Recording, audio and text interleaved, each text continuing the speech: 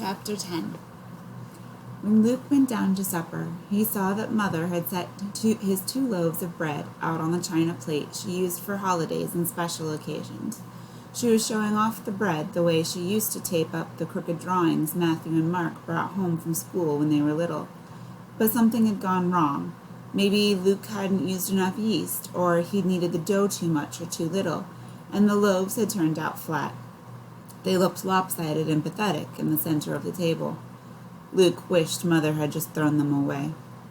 "It's cold out now. Nobody'd notice if you pulled the shades. Why can't I sit at the table with all of you?" he asked when he reached the bottom of the stairs. "Oh, Luke," Mother started.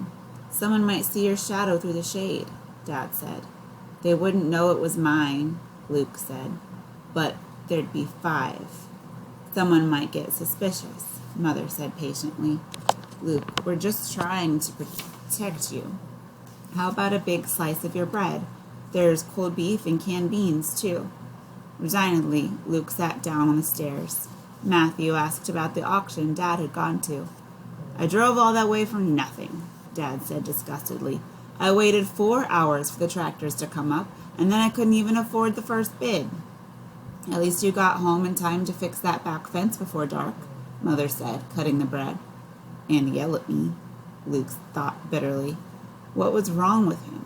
Nothing had changed, except he'd maybe seen a face that maybe belonged to someone like him. Matthew and Mark suddenly noticed the bread Mother was doling out.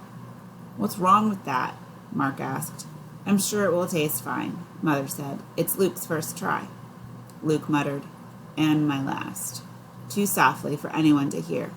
There were advantages to sitting on the other side of the room from everyone else. "Luke made bread?" Mark said incredulously. "Yuck." "Yeah, and I put a special poison in one of the loaves that only affects 14-year-olds, Luke said. He pantomimed death, clutching his hands around his own neck, letting his tongue hang out of his mouth, and lolling his head to the side.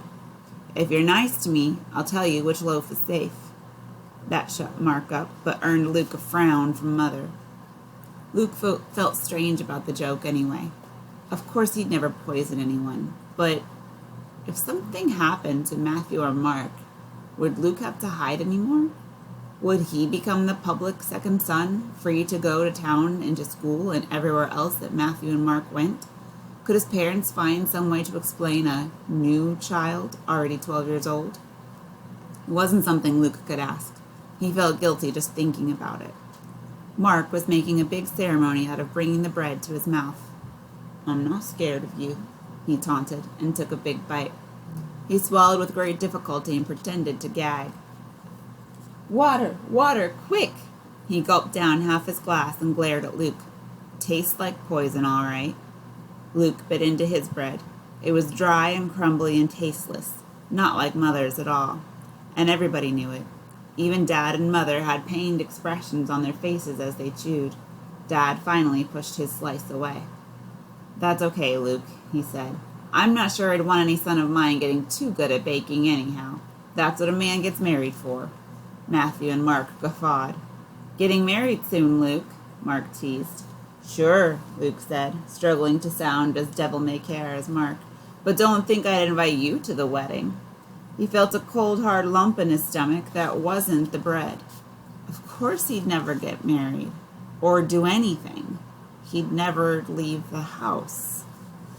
Mark switched to teasing Matthew, who evidently did have a girlfriend. Luke watched the rest of his family laughing. "May I be excused?" Luke asked. Everyone turned to him in surprise. Usually he was the last one to make that request. Mother often begged Matthew and Mark, "Can't you wait and talk to Luke a little bit longer?" "Done already?" Mother asked.